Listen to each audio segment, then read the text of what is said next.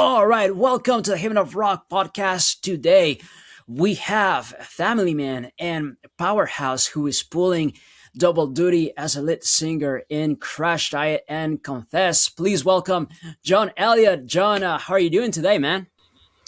I'm doing good, man. I'm doing good. How are you doing?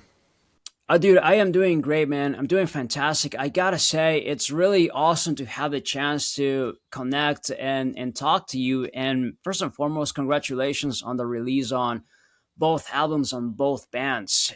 Crash Diet ended up putting a brand new album out, Era of Chaos, which is already out. All the songs, sound sick, and honestly, I could not be more happier with the new Confess album. Everything is just hitting hard. So I'm really loving both bands right now and both albums. It's I think you've done a great job on the vocals. So congratulations on that, man. Thank you. Thank you. Yeah, it's been intense. I can only That I imagine. can say. Yeah, it's been a lot. Especially the last couple of weeks has been insane. Releasing two records basically at the same time. So yeah, it's been a lot.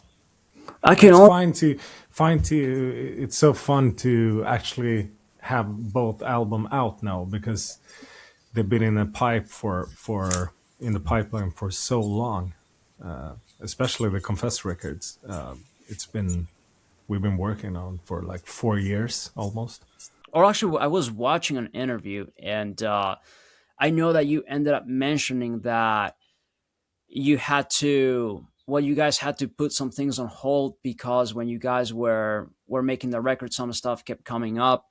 And I can only guess because both pretty much most of your colleagues, you guys are parents, so there is also that, like, the family factor, the responsibility that goes into that.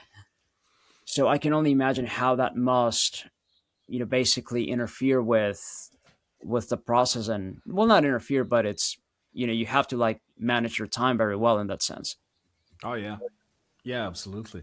When you have a family, stuff happens all the time. Kids get sick and shit like that. So when you're recording an album and all the family members are sick, obviously you can't go to the studio, and that uh, you know slows down the process a bit. So it's been like that for a couple of years now for everyone. But I gotta say, man, like, your kids and essentially like Martin's kids, Michael's kids, they all have to.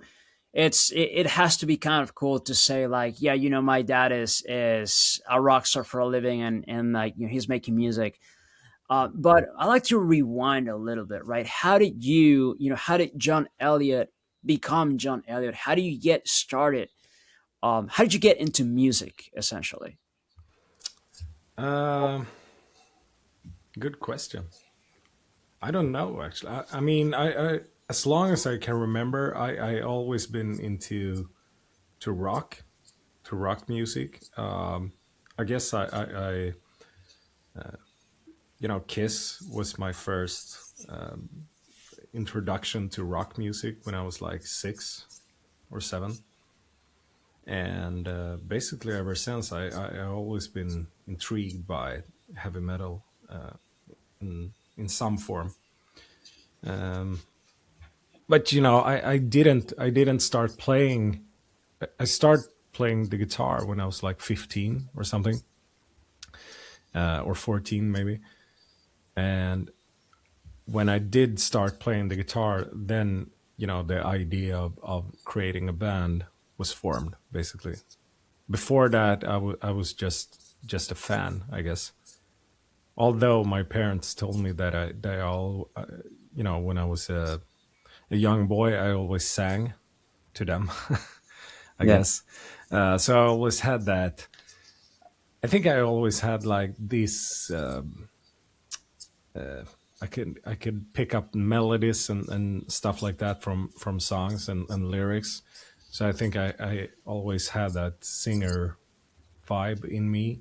But I really wanted to be a guitar player when I was younger. That was my goal. To be My biggest hero was Ace Frehley. Um, So I really wanted to play the guitar. Um, but I started to play the guitar, and then we formed like a high school band, and that band really is like what became Confess in the end. Mhm. So I haven't been in a lot of bands. I formed my own band, and I stuck with it ever since, basically. And that's a really cool story. Before I ask about Confess, did you what came first? It sounds like the guitar, but you ended up picking up guitar first, or how do you evolve into a singer essentially? It was like that. It's like a classic story that every singer tells everyone, but it's so true. You know, you're a bunch of high school kids playing, and someone says, "Well, someone needs to sing," and Yeah. the best singer in the room gets to be the singer, I guess. And that was totally the case with us as well. Um, Someone needed to sing, and I just start singing. Didn't sound that good though, but I kind of we all kind of like when we started Confess.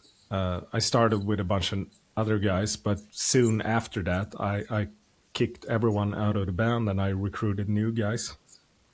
And those guys, which were the guys who played on the first record, we kind of like learn how to play together at the same time, learn how to write songs together at the same time. So it was very much like in the beginning it was very not say simple, but it was more like three chords type of punk songs and stuff like that. And then we slowly, developed everything together. So it was a journey together.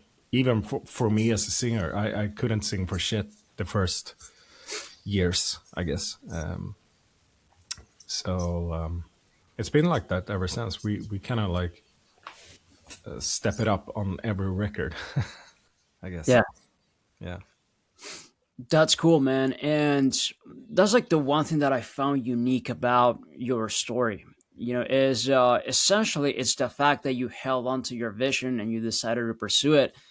And then there is also the fact that, well, it's challenging as much as it is, as fun as it is.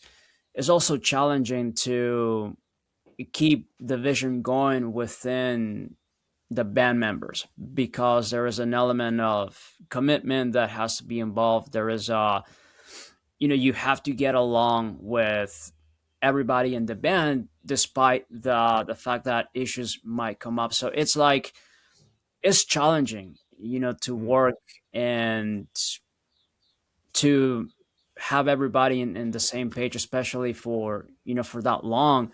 Did you ever imagine that Confess would still be making music 10 years after you formed the band? No, not really. I mean, I probably imagined that me and the boys would still be friends and maybe play music together. But as far as the band,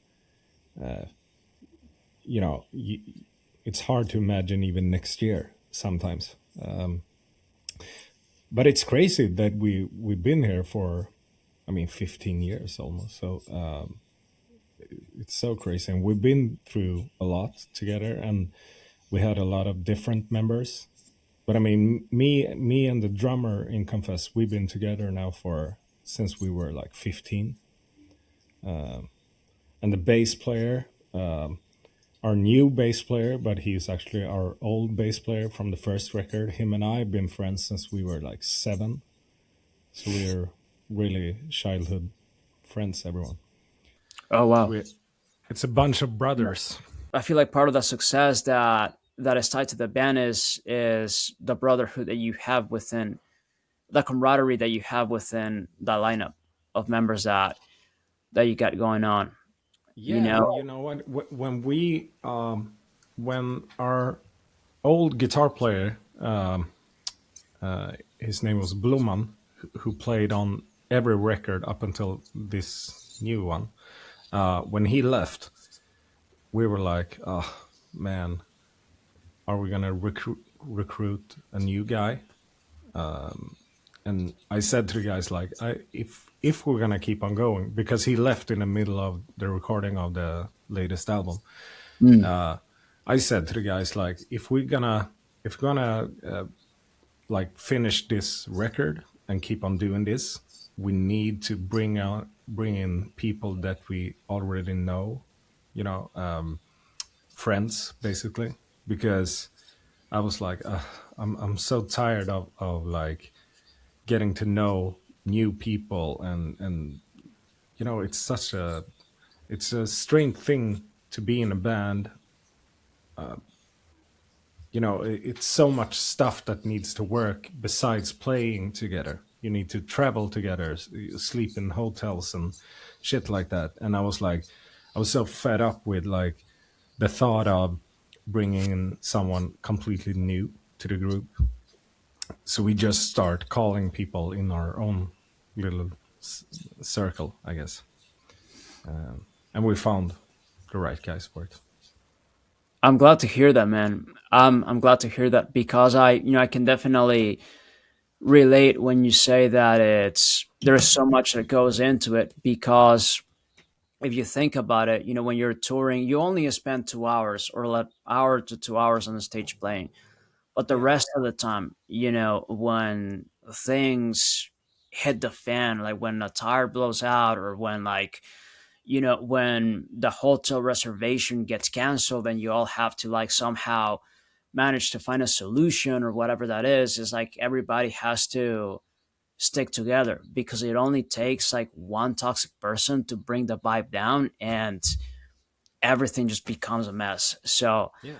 like I'm glad to hear that you guys found that everybody is in good spirits within the band.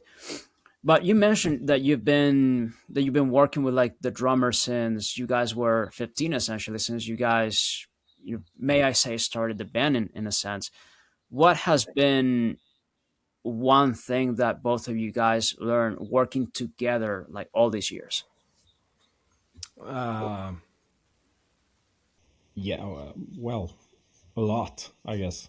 I mean, we started to write songs together, me and Samuel, the drummer, very early. I recall. You know, we when he joined the band, I noticed immediately like he was really good at writing songs. So him and I like right away started to write stuff. But I mean, over the years, he's like a phenomenal songwriter in every sense. He writes most of the stuff. But usually, you know, I can write like a guitar riff or a vocal melody, and I send that to him, and he sends back like the complete song to me. He's really good at like taking this tiny idea and making it to a full song, basically. So I guess our working ways is that he's like the real composer in the band, Hmm. and I sometimes like give him ideas. Yeah. But I mean, also like he knows my voice very well. He writes in keys that are really suitable for me, I guess. He knows what I can do and he knows what I can't do. So he kind of, yeah, he basically writes for me when it comes to vocals. Dude, speaking of your vocals, like I love that raspiness that your voice has, and that your Yeah. voice has like a strange kind of affection. And Spitfire are like one of my favorite confess songs that so far, and your voice just has like that aggressive attitude kind of thing, which it has to because it's rock and roll, but I enjoy that style that you have. Like, what are some of your when you were learning how to sing? Mm. Did you ever think like, wow, I like X, Y, and Z, it'll be cool if I can sound like this? Or did you just kind of like basically try different techniques as you were learning? How did you develop your style? Um, Also a good question. Um, I mean, I always looked up to like Skid Row, Sebastian Bach, Yeah, the great vocal. greatest singer in my book. But I mean, I can't sing like him at all. But um, you try to mimic singers that you like, I guess, but you don't sound like them at all. But I think you like pick up bits and pieces here and there from different singer. Uh, I mean, I love Iron Maiden. I love Bruce Dickinson. Um, but my voice has nothing to do with him. I love Paul Stanley from Kiss, and I have nothing to do with him also in my voice. But I just, I think I just found my own voice in a sense, but still, I, especially when you're young, you should listen to a lot of different types of music, I guess, to get the inspiration from. Um, but I never like really study. I took some vocal lessons when I was younger, but that was more for like getting exercises and warm up routines and shit like that. But I never really like sat down and study how to sing. I always go by ear, I guess. What sounds good, and the raspiness. I think it's always been there. I think it's something. Um, when I was younger, I kind of lost my voice. Even when we rehearsed, I came out after a rehearsal and I was like, couldn't Yeah. speak, and that's not like the right way to do it.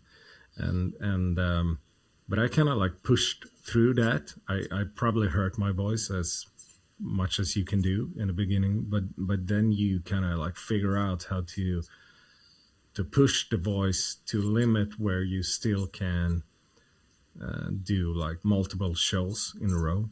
Because in the beginning, when we went on tour, like after 2 or 3 shows, my voice was pretty much gone. Um, and nowadays, I kind of like I know where my limitations are basically. Speaking of like limitations and your voice, like this genre is pretty tough to sing. Mm. Especially like, well, just any most rock songs in general are pretty tough to sing. Do you have a vocal coach now, or how do you manage to take care of your voice? I don't.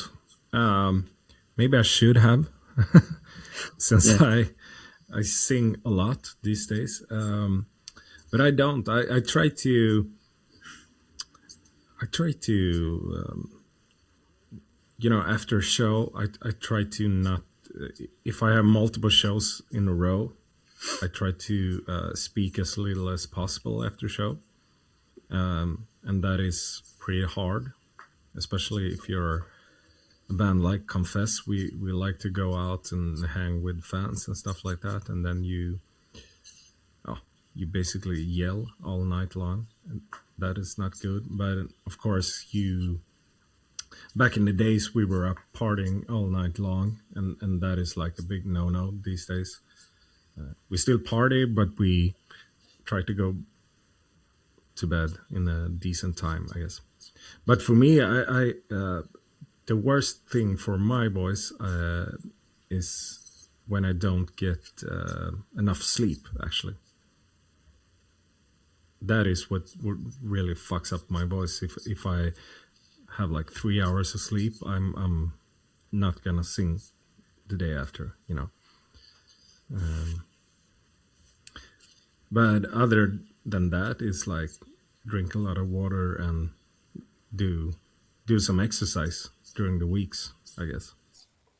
yeah, man. And I was talking to my voice teacher, and or vocal coach, and there's a lot of like similarities. Well, between what you're saying and what she ended up saying, because well, being a singer is the hardest job in the band, because if you think about it, like if your guitar gets damaged or whatever, you can go to the store and buy a new one. But if your vocal cords get damaged, you have to there's a lot of more critical damage that goes into that, because it is your own body in a Yeah, sense. absolutely. And she also ended up saying that there are some days where obviously like a sleep is critical as well, because it's your own body. You have to keep yourself hydrated. But we ended up talking about the fact that there might be days where you wake up on the wrong side of the bed or whatever, and then sometimes you're not able to hit higher notes in a show, Yeah. just because of the way how your voice is feeling. So do you find yourself having to make adjustments certain days when you might be like, what, my voice is not able to go there right now, I may have to bring this section an octave down? Or how is that like Yeah. for you? Yeah, absolutely. Yeah, 100%. It's all about like the mood of the day. I mean, if I feel tired and tensed in the muscles and shit like that, it's gonna affect the show 100%. And sometimes, especially with like Crashdïet, there's a lot of like high screams and stuff like that. And some days I just feel like, oh, if I do this now, I won't be able to sing tomorrow, so I have to adjust some of that. Um, but also uh, you know, uh, I have small kids, and they go to kindergarten, and they come home with various diseases like all the time, and you can't. I mean, it's 100% sure that you're gonna get it from them, and when I get sick, it's really hard to, and you can't cancel like a whole tour if you get sick. I mean, if you do get sick during the tour, uh, then you're pretty much fucked. But I've done various shows when I've been really sick. So you have to like adjust your voice depending on how you feel, I guess, all the time.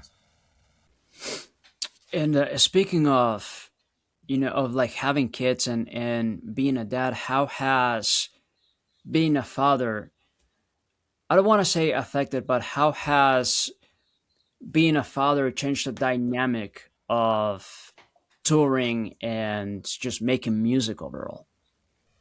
Uh, I think it's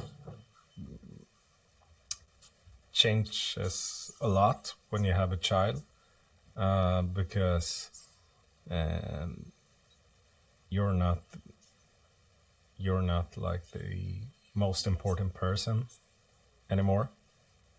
Someone else is, and you need to adjust basically everything in your life for the kids.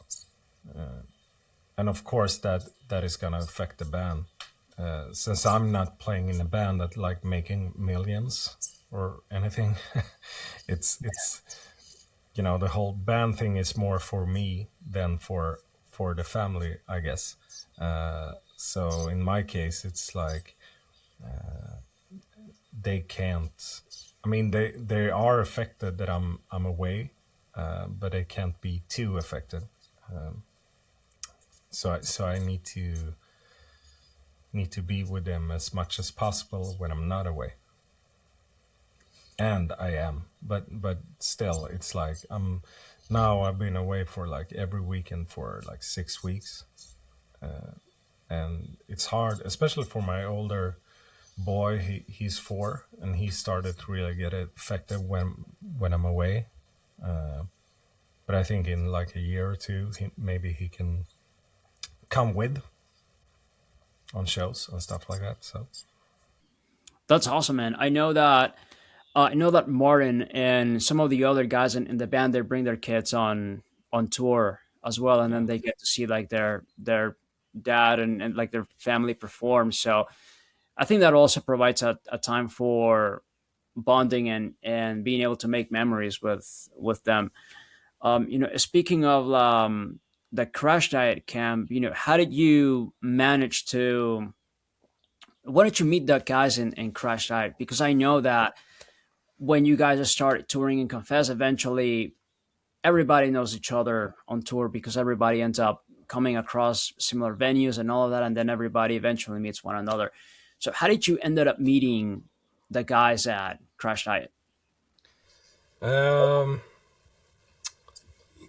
well, I kind of knew Martin from before, and I, I I am friends with their previous singer Gabriel.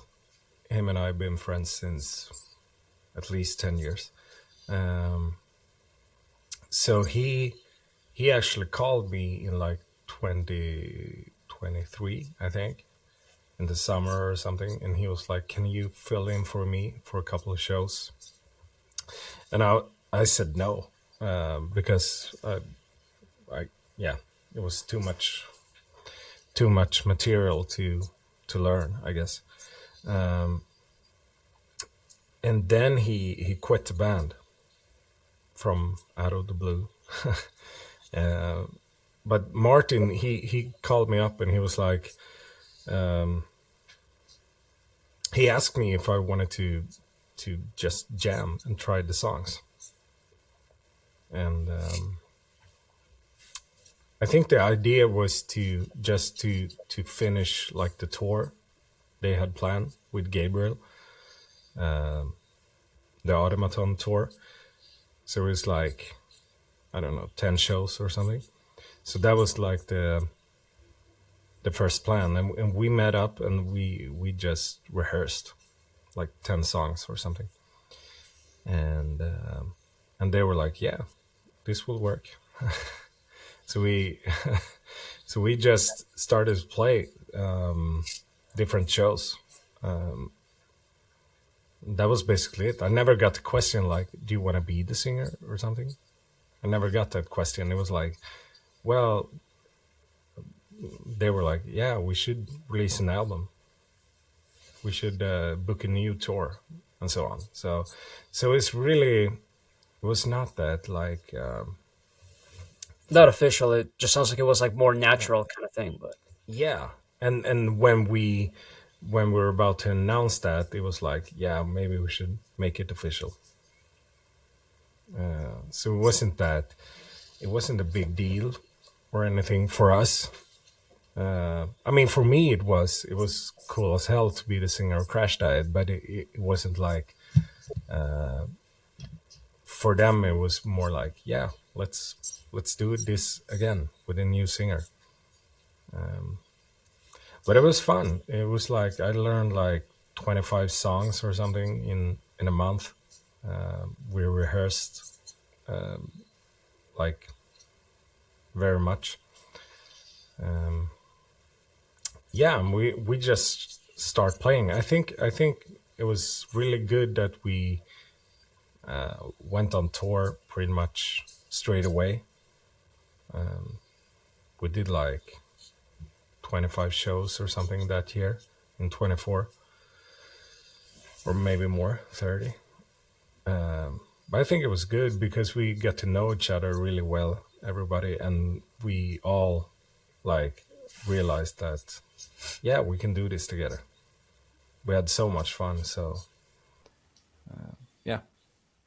and when you're out on the road, that's when you really get to know your bandmates, and that's when you really get to know each other in a may I say in a deeper level, or essentially get to know each other pretty well because you're spending a lot of time with one another. How Yeah. is the creative process?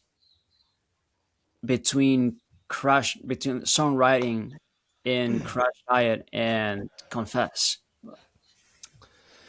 Um it's very different from each other, I'd say. In Confess, it's mostly Samuel, the drummer, and me who writes the stuff. And then, um,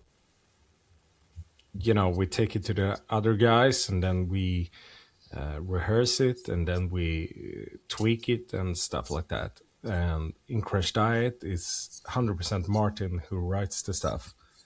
And he writes the stuff, and then we record it, and then we rehearse it. So it's Yeah. uh, like all the songs from Art of Chaos, we are playing for the first time now. We never played that together as a group, basically. So it's different. But I mean, Martin, he sends me stuff while we recording Art of Chaos, and before that, he sent me a bunch of demos and stuff when he sang, and I was like, yeah, we should do this, and we should do it in a higher key or something like that, and we change it around and stuff like that. So we still have like a communication with the songs, but he's like really good at like delivering like a whole song. Like, here you go, here's the song, here's the lyrics, here's the vocals and everything. And in Confess, it's more like Samuel can write a song and there's no vocals on it, and he sends me like a blank song with just music, and he's like, can you come up with something cool over this? And I demo it down and send it to him, and back and forth. So it's a little bit different, but I think for the next Crash Diet album, I think I would much like to be involved in the songwriting as well. I think it could be cool to write with Martin, actually. But he had a lot of the songs from Art of Chaos was written way before me. He was like opening his treasure chest when we started talking about doing an album. He was like, "Here I go. I have 50 Yeah. songs. Which one do you like?" Some of the songs were written like last year, but a lot of songs were old stuff. Yeah, I can definitely imagine in how the process must be to essentially write a lot of songs and then have to select which songs will make it in the album. I definitely can see what's the right word that I'm thinking about this. I remember hearing, or not hearing, but it looked like there was one song in Crash Diet that was in the Rust album that's called Parasite, and I think Yeah. that song was written. That was, I think, like Simon was supposed to sing that song, but that song ended up. Yeah, I think I heard a demo with Simon singing that song, actually. Yeah, and Yeah. yeah, so it definitely does sound like, the songs are like written like months and months before the next album comes out. Yeah. Um, But I yeah, mean, man. it's cool. It's cool. It's where on the new Confess album we have the title track, actually, so, which is called Metamorphosis. That intro guitar riff, um, that was written during our first album. Oh wow. Yeah, so it's from 2014, I think, and we've been struggling with that riff, and that riff, like that one, we've been trying to write a song around that riff for 10 years. On every album since the first album, we've been trying, and Wow. we never managed to until now. So you know, it's always good to like keep stuff in a folder on your computer and then bring it up. Yeah, I was talking to Eric Jake, which is the singer of Wall Street, and there is a similar idea because sometimes as you got whenever you're making songs, you're writing music, is you can't just rush it. You have to wait for the right elements to like sink in and all of that. And sometimes there are times where a song can take like 10 years just to be completed, just because, like you mentioned, not everything fits right away. Sometimes something else has to click and all that stuff. Yeah. But one thing that I notice that is like successful within both bands is that Crash Diet can come up with more albums with different singers in the band, and it still can sound like Crash Diet. Yeah. Confesses, you guys definitely have your signature sound as well, which Mm. is cool. I like to listen to a band and be like, I know that they're trying something new. I know that they came up with a new record, and it still sounds like the band. That is awesome. How do you guys manage to stay true to your sound in the Crash Diet camp and the Confess camp? Um, I don't know. I mean, I think the latest Confess record is um, the record that we have done that stands out the most, comparing to the other ones. But as far as Crash Diet, I think it's like I think it's because Martin is he's the boss of the band. I mean, he knows what he wants out of Crash Diet, and he got a certain way of writing. He got a really good sense of like melodies. I think Yeah. um, he writes in a very catchy way, I guess. Yeah, one of the songs, all of the most of my favorite Crash Diet songs they're memorable, and I think that's a key aspect in songwriting. Yeah. One thing that I was, that I noticed or that I wanted to ask is, what's like the hardest part for you when you are on tour? Is it like the physical side of it, or is it the mental aspect of it? Uh, Nowadays, it's 100% the mental aspect out of it. Yeah. um, because because of my family, basically. Yeah. I get so um, I feel so bad when I leave my kids, but you know, um, luckily there's FaceTime these days. 10 years ago, it was more the physical side of it. Probably had to do with a little too much drinking, I guess. Yeah. Yeah, but you know, uh, we don't go on longer tours, neither Crash Diet or Confess, because a lot of guys in both bands has kids, so we can't go on a 2 week or 3 week tour right now. It's not gonna happen in a couple of years. So we mostly keep it on like weekends, I guess, 4 days, 5 days maybe, in a row, and that's pretty. Yeah, I think it works. Yeah, man, you guys are definitely troopers for sure. I gotta say, it's like considering the fact that you guys are, family men, and considering the fact that touring in itself is challenging. Really. It's hard because it's unless you have a big team that does all the heavy lifting for you, you gotta go and when you still have to take care of some things that can be labor intensive in a sense.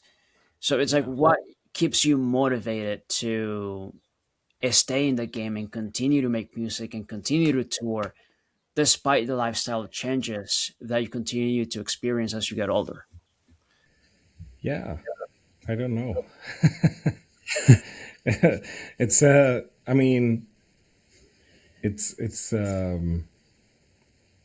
a stupid business to be in if you want to make money. First of all, because it's not a lot of money in rock and roll these days, except if you aren't like Metallica or something. But I think it's just we love playing rock and roll. You know, I don't have a better answer. But I mean, I do love playing, being on stage, playing and feeling that adrenaline. It's the best feeling in the world. Nothing can top that. But I do hate a lot of stuff that goes into being in a band. There's a lot of bullshit that I would gladly, take away from my life. Basically, it's so much. People don't really. I guess people don't really know how much work it is to be in a band. We're running like a company, and it's so much other stuff than just creating music. All the business stuff, all the merchandise, all the it's websites, it's all the social media. You know, that part has become like a full-time job, basically, creating content. Yeah, it's much definitely. And adding on to that, what would be the biggest misconception that people get about touring and being a musician nowadays? The biggest misconception, uh, yeah, probably that we party all the time and you know live in excess or something like that. We don't. We sleep in hotel rooms all by ourselves. Yeah. Yeah, yeah, I guess. But people think it's glamorous, but I mean, it's hard work, but it's a lot of fun at the same time. So, I mean, younger bands should. I played with a younger band like a week ago. They were called. It was a Swedish band. We played in England. Oh, I forgot. Wasted Wizards, I think they were called. And I got so much energy seeing those guys. They were like 18 or something, and there was this was their first show ever outside of Sweden. They told me, and they were so pumped, just to play overseas. And I think it was a long time ago that I saw a new young rock band, that had that like spirit of like, let's do this, guys, like we used to have. We've been doing this so long now. Everyone I know has been doing this so long now, so it's everything is like routine when we go out. So for us, it's rarely like it doesn't matter if we're playing like Italy or we're playing England or we're playing Sweden or America. It's basically the same everywhere, but you know we just focus on the show all the time. So the show is always at front, but it was so refreshing to see guys like, I can't believe I'm here with my band in the UK. Definitely exciting because the first time that I went on tour was definitely just a new experience, and it's just the excitement, like you said, about playing in front of people and getting the chance to share your music with the world. Because, like you said, is if you are doing this for money, then you're in the wrong area. Yeah. Because, well, for one, it's pretty challenging to just to be a tour musician overall, and second of all, there you have to be play at you have to play for your passion, because it's that you have to make a lot of commitments to your craft and to essentially show up and continue to put yourself out there despite the fact that you may not get enough eyes or like results right there and then.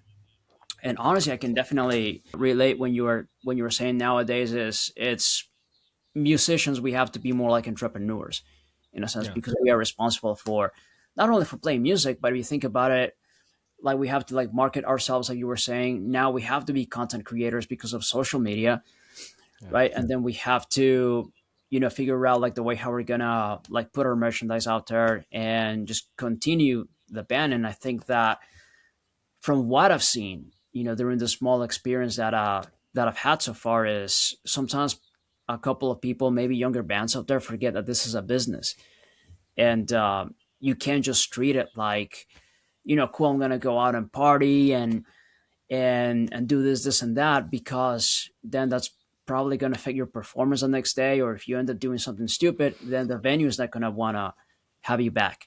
But still, I mean, yeah, yeah, you're totally right. But still, but we you can't take everything too seriously though, because then you're gonna be miserable on tour, I guess. Yeah. Yeah. Uh, but as you said, I mean, we do party, and but I think it comes with age. Also, we know our limitations. You can't be fucked up and going on stage.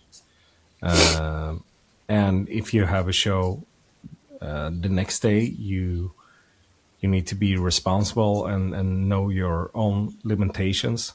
And I trust like everyone I play with right now in both of the bands.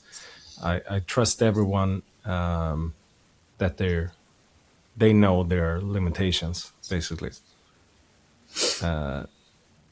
None of the guys are like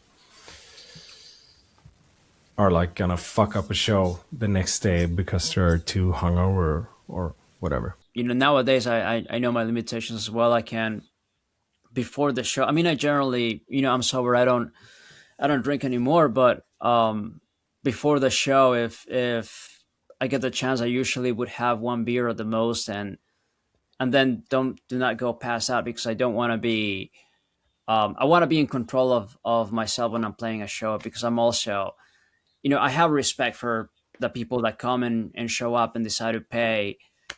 Yeah. Even if they end up going to the show for free, they're still spending a good half an hour of their time that they're not getting back to see the show.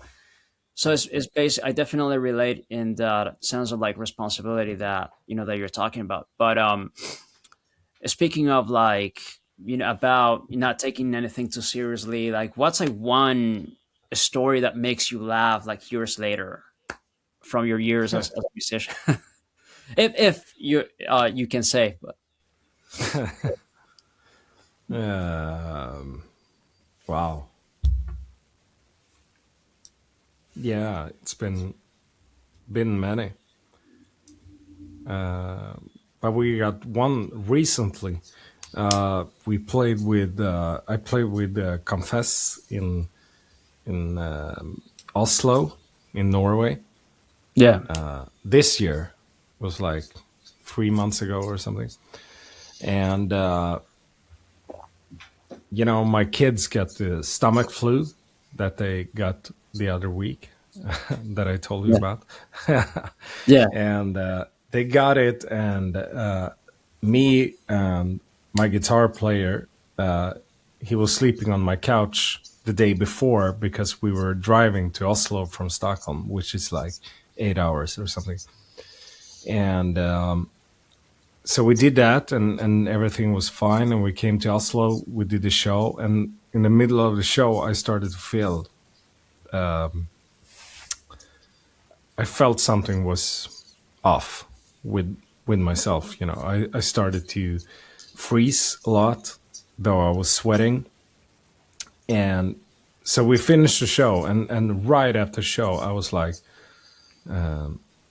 guys, I don't feel well.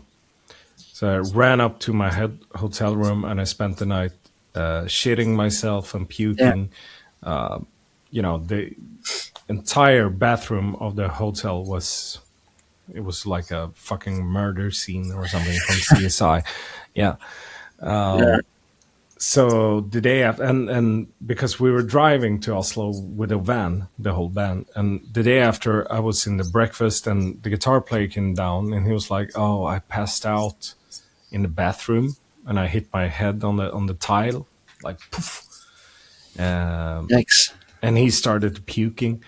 He started to puke, so he got infected by my kids, probably the day before. So him and I took a flight home to Stockholm, and the other guys drove back. And that was like, it was like the worst experience I ever had, Yeah.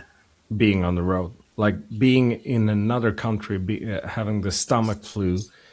I mean, if the show had been like 30 minutes late, I probably would shat my pants and puked on stage. It was like That's crazy. Yeah. a worst experience ever. Wow. Yeah.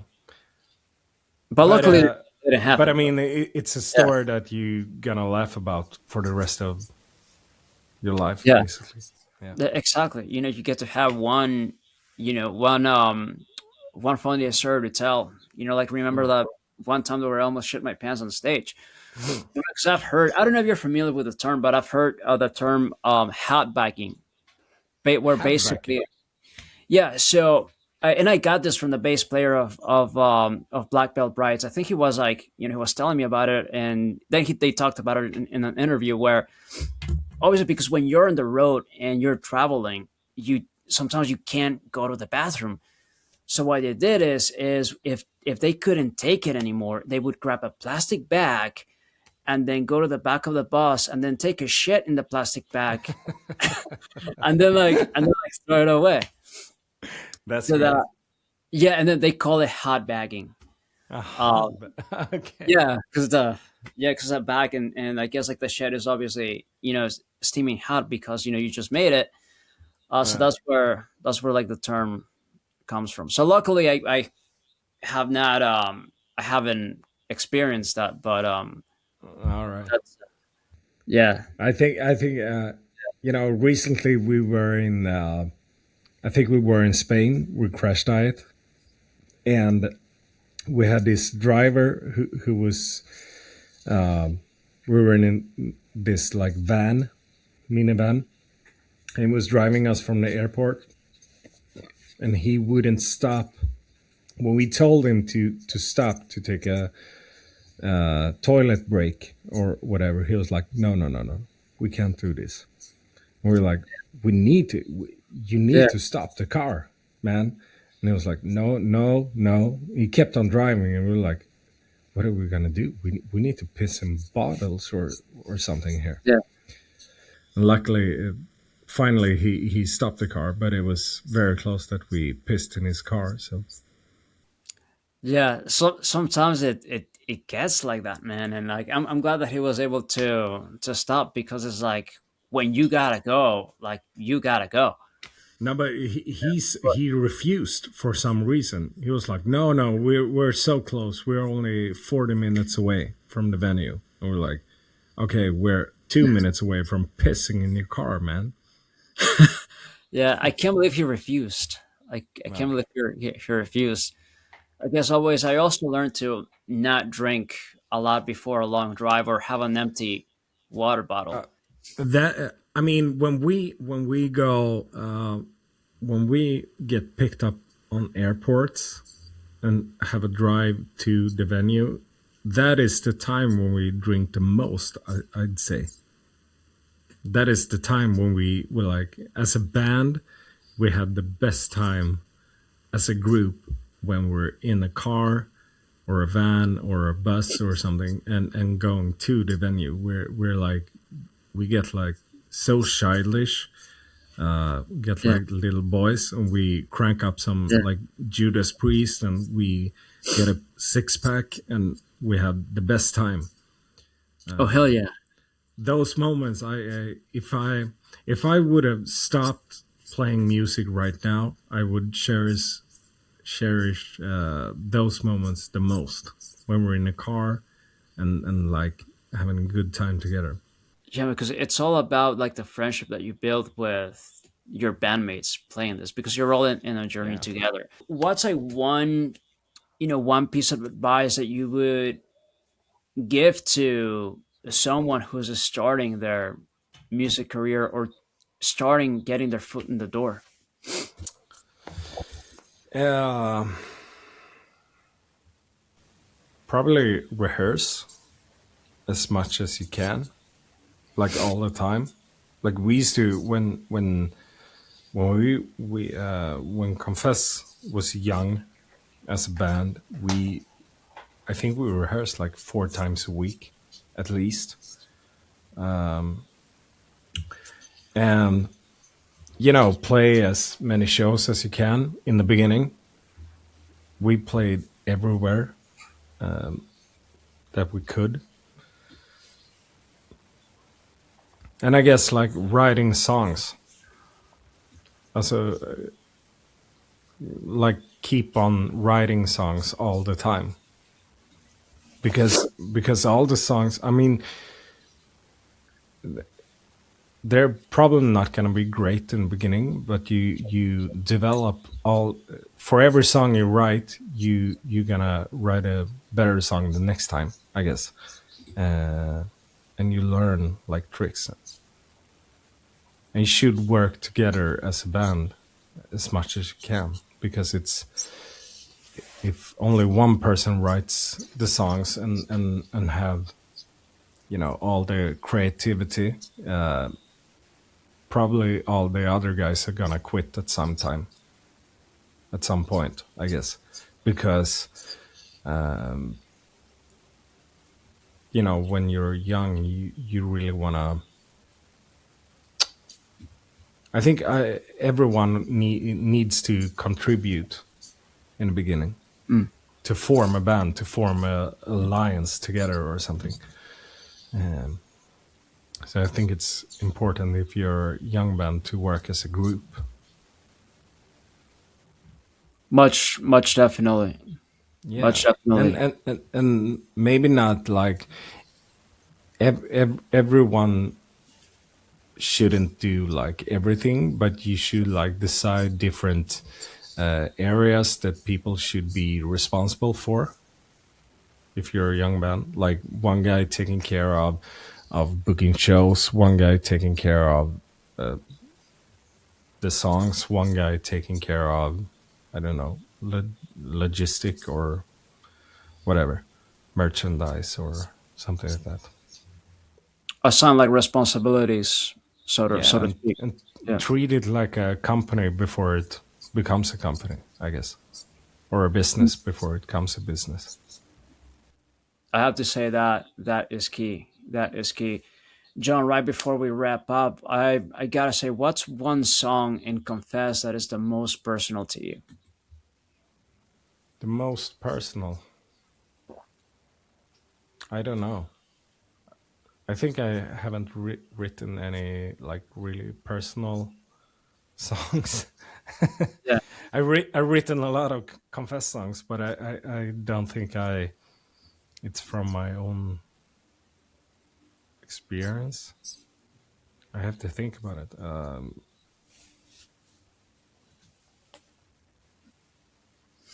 Oh shit, I can't think of any Well, songs. overall, I think like one of my favorite pieces is has to be like a strange kind of affection, in a Oh yeah. sense, because for me as a musician, I'm always drawn to. I'm not so drawn to the lyrics so much, but I'm drawn to the melody, and the musical structure of the song. Yeah. And then I research the lyrics, because sometimes it's for me it's just hard to understand the lyrics like right away. I'm just drawn to the musical aspect of it. Yeah, that song, I wrote the lyrics to that one, and I think it was like a political meaning of it, like different types of leaders in the world that people seem to cherish. Uh, but yeah, it's a great song. I love that song. It's so fun to play live. We it's one of our like must play every show. Yeah, it's definitely a fan favorite in a sense, Yeah, if I may say so. yeah, absolutely. But I gotta say, John, it was a great pleasure talking to you today. Guys, if you haven't yet, go and check out Confess's new album, Metal. I It's forgot a how hard to. word, right? It is. I was gonna say metamorphosis, but I'm like, I don't. It's Yeah. metamorphosis. I don't Yes, think correct. I don't think I've ever pronounced it out loud. No, because we Yeah, it's not even a word. you It's made not it. You made even it. Uh, yeah. Yeah. yeah. Let me rephrase that, guys. So, in that, now that I know how to pronounce the word, then if you haven't already, then go and check out Confess's new album, Metamorphosis, and Crashdïet's new record, Art of Chaos. They are both certified bangers. John, once again, it was awesome having you on a podcast. I look forward to having you again. And on that note, we'll see you in the near future. Thank you. Thank you for having me.